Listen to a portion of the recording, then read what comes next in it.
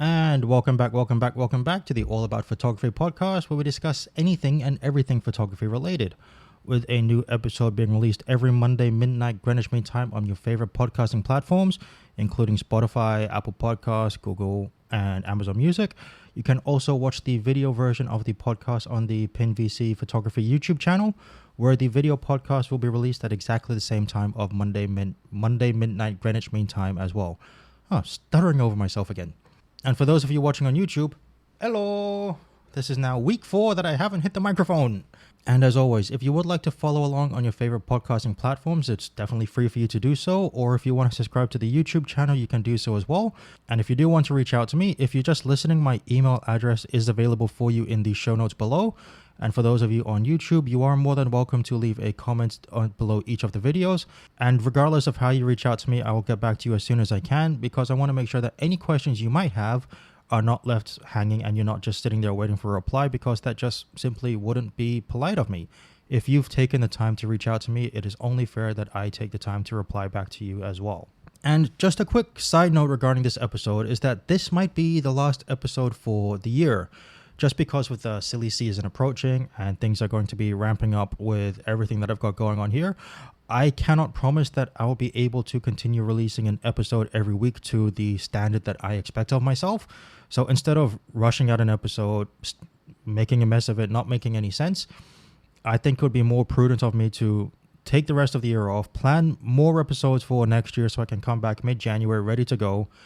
And that way I can continue to provide the sort of content I hope you like to listen to, but also that at minimum is up to the production standard I expect of myself. I will not put out a subpar episode for you to listen to just for the sake of releasing an episode every week.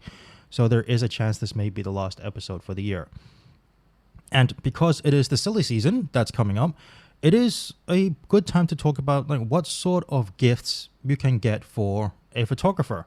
And this is whether you are a photographer or not, doesn't matter. It's if you want to get something as a present, like a Christmas present for that photographer person in your life. And there are lots of different gifts that you can consider getting them. There is one gift that I think that will trump all of it, and I'll save that one for last. So if you want to find out what it is, make sure you don't miss out on the rest of the episode and leave now. Bit of a teaser to keep you listening, I hope. So what can you actually buy a photographer for Christmas? And there are lots of things that you can consider. You can buy them new gear, right? And that means a new camera, a new lens, a new camera bag, a new tripod, whatever the case may be, new filters. But I would say before you actually go and buy something for them, make sure it's actually something that would be beneficial to their photography, right? As a prime example, if somebody was to go and get me an 85 1.8, just throwing a random lens out there, as a landscape photographer, it may not come in handy. As a product photographer or portrait or wedding photographer, then yes, it probably would. But as a landscape photographer, probably not the best idea. Whereas something like a 70 to 200 f2.8 or a 100 to 400, those would be much better lenses to get a landscape photographer over something like an 85 1.8. I know it can bring up the whole debate of whether you should get a prime versus a zoom, and that's a debate I actually have with one of my friends many times. But as someone who's in landscape and wants to try different focal lengths, I don't want to have to worry about changing lenses like when I'm out next to a waterfall and the sensors and the lenses are getting wet. I'd rather just zoom in and change my focal range from 70 to 200 without having to change lens.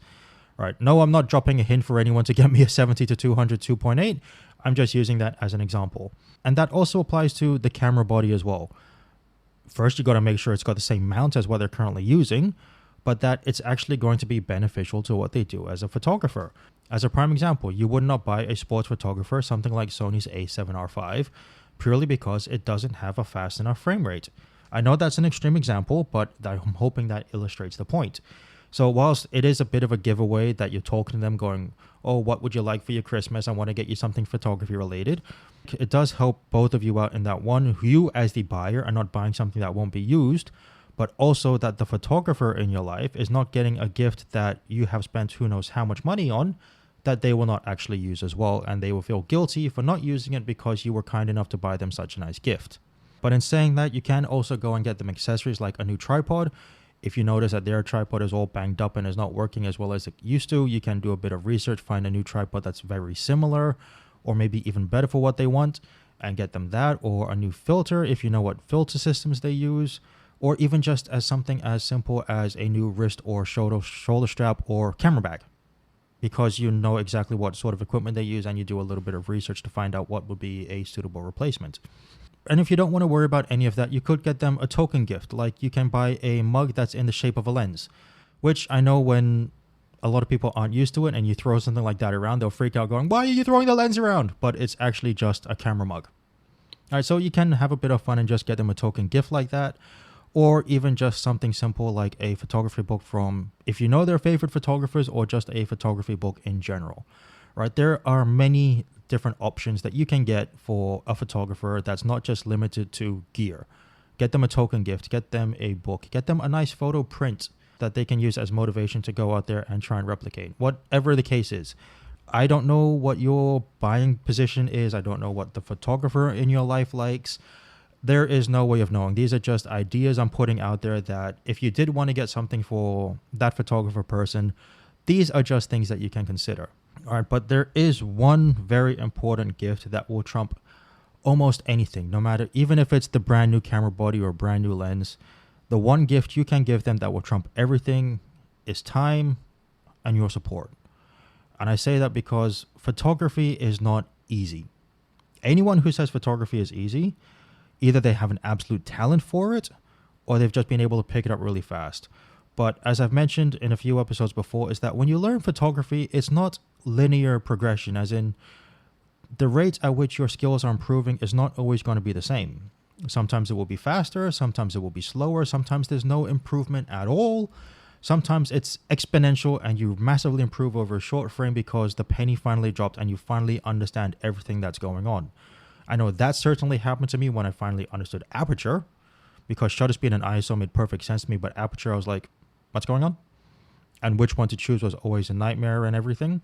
But your support and their learning and the time and giving them the time they need to improve their skills will trump any piece of equipment you can give them. Because if you have a photographer who's improving, whether they have the latest camera body or the latest lens or not is less important than them having the time they need to be able to improve their skills. And it is going to take time. It's not something that's going to happen overnight. I've been doing photography for years now, and I'm still improving. I still go out there and I try different ways to take a photo, try different compositions, different tricks when you're shooting into the light at sunset to make sure that you can have a photo that's not got too much of a dynamic range, so you can easily edit it without having to worry about HDR or exposure bracketing or any of that sort of stuff. And that's why if you can give them time to grow and improve and get better and the support they need without, even when they're having a bad day, just be like, look, okay, you've had a bad day, but look at all these other great photos. Let's just go out and try another place or try something different. Whatever the case is, your time and support will be the best gift you can give any photographer out there, more than anything else. As much as they will love a new camera body and a new lens, don't get me wrong, if somebody gave me a new camera body, I'll be absolutely over the moon. But I know that with my partner, she does give me the time I need to go out there, practice new types of photography, or just go to the same spot and try different angles, different compositions, different shutter speeds even, because it's waterfalls near where she lives. And I know that she will support me in the time I need to go out there, take the photos, but also to try different ways of editing them before we even get to the printing stage. All right, and tried it with different filters. I tried it with just a 3-stop and a 6-stop, and now I'm wishing I tried it with a 10-stop. But I know that the next time we head out there, she'll have no issue sitting there waiting while I try it with a 10-stop filter. And I say that because a 3-stop filter, maybe 1 second, 2-second exposure. When I did a 10-stop filter recently, 7 minutes. It was overexposed at 7 minutes, but it's still 7 minutes that I was trying it out. That's the thing you have to bear in mind. All right, so time and support is the absolute best gift you can give any photographer, because it gives them the support they need and the time they need to grow their skill set, especially if they're trying to make a business out of it. Because it's not an easy thing that you're going to become skillful at overnight. It takes hours and hours of practice and thousands upon thousands of photos. I don't know how many photos I've taken over the years. It's probably over 100,000 at this point, and I know that for some photographers, that's probably nothing. And for other photographers, that's probably a lot. It all depends on what you're doing. All right, but that's where time and support will trump any present you can physically give them, because that's something that they will not get anywhere else as much as they can get from you. But as always, let me know what you think. What do you think is the best gift you can get that photographer in your life? Is it new gear? Is it new accessories? Or is it, like I mentioned, time and support? I will lean towards time and support because those are the two things that are hardest to replace over equipment and accessories any day of the week. Because once you've lost the time, you've lost the time. And if you don't support them, they're going to feel like they don't have the support they need to get better at it, and they may give it up. So am I completely right? Am I completely wrong? You let me know. I'd love to hear from you. As always, my email address is in the show notes for you below. Or if you're watching on YouTube, let me know in the comments below. What do you think is the best gift you can give a photographer? All right, I would love to hear from you as well. And as a quick thank you, I know this is only episode 13 and I might be taking a break for the rest of the year. But as I said at the beginning of the episode, if I can't give you a proper episode, I'm not going to put out a half-assed episode just for the sake of putting out an episode. I'd rather take the time off, get everything done properly, and then release the episodes again. So I want to thank everybody who has listened to this podcast since the beginning, or those who have just started listening at this episode, whatever the case may be. Those of you who have watched it on YouTube or following along or subscribed on whichever platform it is that you used. I do appreciate each and every one of you for listening to these episodes, because these episodes are fun for me to do. I do truly enjoy creating them. It is fun to set everything up to get the recording ready, and editing is a breeze as well. And I create these for you, not for me. This is for me to impart my knowledge on you to try and help you become a better photographer at the end of the day. All right, that's the main reason behind why I do this podcast. It's to try and share the knowledge I've gained through the years with you, so that you can hopefully learn from my mistakes, so you don't replicate my mistakes and have to learn the hard way like I did. All right, so if I don't do any more episodes this year, thank you for listening. I hope you all have a great holiday. Whether you say Merry Christmas, Happy Christmas, however it is you celebrate, I just hope that you have a safe holiday and a Happy New Year. And I'll speak to you guys again in January. I'll sign off for now before I ramble on too much, as I always do. And thanks again for listening. Bye for now.